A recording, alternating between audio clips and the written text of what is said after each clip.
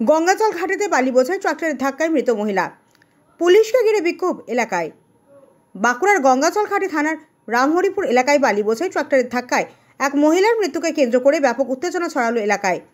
ঘাতক ট্রাক্টরটিকে আটকে রেখে দীর্ঘক্ষণ ধরে বিক্ষোভ চালায় স্থানীয়রা। খবর পেয়ে ঘটনাস্থলে পুলিশ পৌঁছলে তাদেরকে ঘিরে ক্ষোভে ফেটে পড়ে এলাকাবাসী।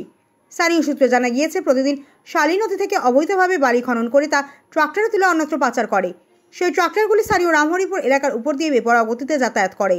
আজ সোমবার দুপুরে অবৈধ বালি বোঝাই একটি ট্রাক্টর রামহরিপুর গ্রামের কাছে বেপরোয়া গতিতে যাওয়ার সময় পিষে দেয় স্থানীয় মহিলাকে। ঘটনাস্থলেই মৃত্যু হয় চরাদিহি গ্রামের তন্দ্রা সিংহ বয়স 24 নামে ওই মহিলার। এরপরেই ক্ষোভে ফেটে পড়েন স্থানীয়রা। ওই মহিলার মৃতদেহ আটকে রেখে বিক্ষোভ দেখাতে শুরু করেন এলাকাবাসী। ঘটনাস্থলে পুলিশ এলে পুলিশকে ঘিরে ধরে বিক্ষোভ দেখাতে শুরু করেন তারা। পরে পুলিশ মৃতদেহটি উদ্ধার করে ময়নাতদন্তের জন্য বাঁকুড়া সম্মিলনী মেডিকেল কলেজে পাঠায়।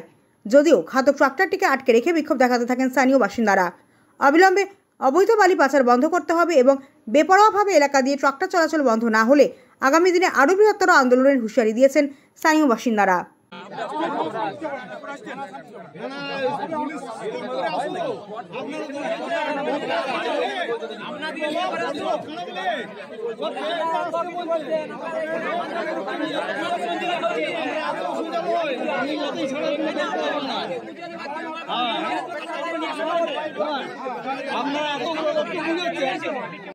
গাড়িগুলো চলছে কি করে? তাহলে আজকে বালি গাড়িগুলো চলছে ওই আপনাদের সহযোগিতায় তো চলছে।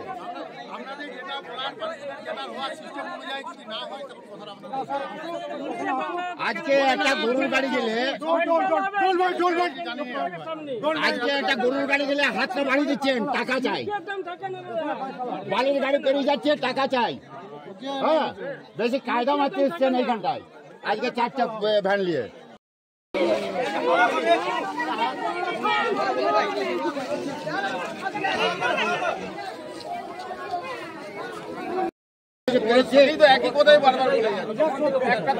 সেগুলো পা হাতে করে টাকাটা নেওয়া হচ্ছে।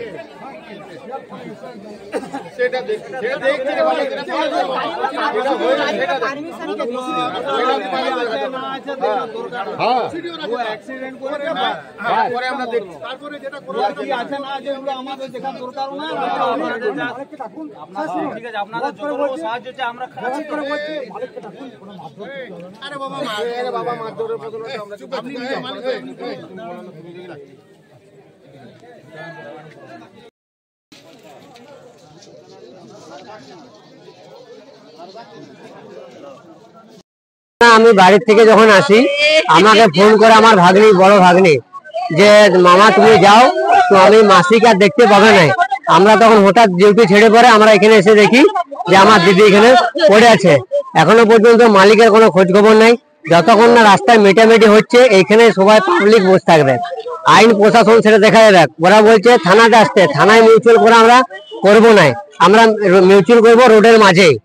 কারণ ওখানে থানাতে গেলে থানা পার্টির লোক আরো লোক অনেক কিছু যাবে, সব ওগুলো বন্ধ হয়ে যাবে, কেস ওইখানে দেওয়া যাবে। তার যেহেতু একটা বাচ্চা ছেলে এখনো পর্যন্ত আছে, তাকে আনা হয়নি, কারণ তার স্কুল থেকে বাড়ি পর্যন্ত পৌঁছে দেওয়া হয়েছে। সে এখনো পর্যন্ত জানে না খবরটা কি হয়েছে।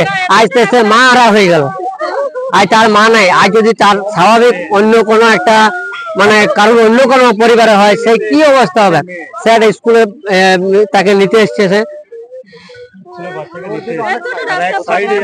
এক সাইডে যাচ্ছে, সে এক সাইডে যাচ্ছে।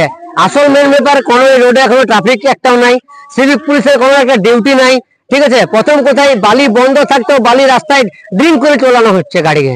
এগুলো কি হচ্ছে? হ্যাঁ, বালি গাড়ি, এই তো বালি গাড়ি, এই তো বালি গাড়ি।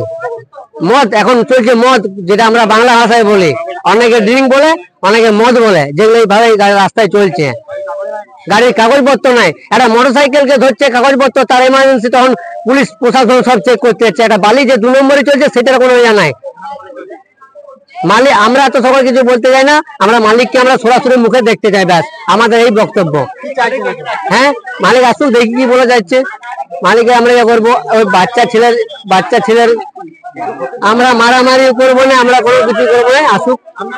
আমার নাম কার্তিক সিংহ, বাড়ি কাপিসটা, এটা আমার দিদি। অ্যাক্সিডেন্ট ঘটেছে, এই সমস্ত গাড়িগুলো বালি নিয়ে প্রায়ই অবৈধভাবে যায়। এখানে সামনে স্কুল আছে, মিশন গেট, তার মধ্যে ছোট ছোট স্কুল বাচ্চারা স্কুলে যায়, মানে দুরন্ত গতিতে যায়। যদি হাত দিয়ে স্লো করতে বলা হয় তাও গাড়ি স্লো করে না। এই গাড়িটি প্রায়ই যায়, সারাদিনে 3 থেকে 4 বার যায় এই গাড়িটি। এইভাবে গাড়িটার বর্তমানে আমরা অনলাইনে যেটুকু দেখতে পেলাম, ইন্স্যুরেন্স এবং পলিউশন দুটোই ফেল হয়ে আছে। পুলিশ প্রশাসন এসছে এখন বডি তুলে নিয়ে যেতে। আমাদের সাধারণ পাবলিক বলছে আমরা এই যা মীমাংসা হবে এখানে হবে, গাড়ি মালিককে এখানে আসতে হবে। ড্রাইভার বা অন্যান্য স্টাফ যারা ছিল তারা এখান থেকে চলে গেছে, তাদেরকে পাওয়া যায়নি এখনো পর্যন্ত, এটাই হয়ে আছে। আর আমাদের দাবি এখানে গাড়ি মালিককে আসতে হবে, যা কিছু মীমাংসা এখানে একটা। আর না, থাকে না সিভিক পুলিশ, সবসময় থাকে না। আমি তাদের নাম বলতে চাইছি না। কোনো একজন সিভিক ভলেন্টিয়ার আছে যিনি কিন্তু প্রত্যেক দিন মানে ওনার টাইমে উনি যদি ডিউটিতে থাকে তখন ছেলেদেরকে সুন্দরভাবে বের করে দেয়। বাকি কোনো সিভিক ভলেন্টিয়ার রাস্তাতে থাকে না। আপনি দুটো স্কুল আছে, তারপরে এরকম রেগুলার গাড়ি চালাচ্ছে সব সময়। হ্যাঁ বলুন। আচ্ছা, আপনার নাম? না, গাড়ি যেমন বুদ্ধদেব পরামানিক।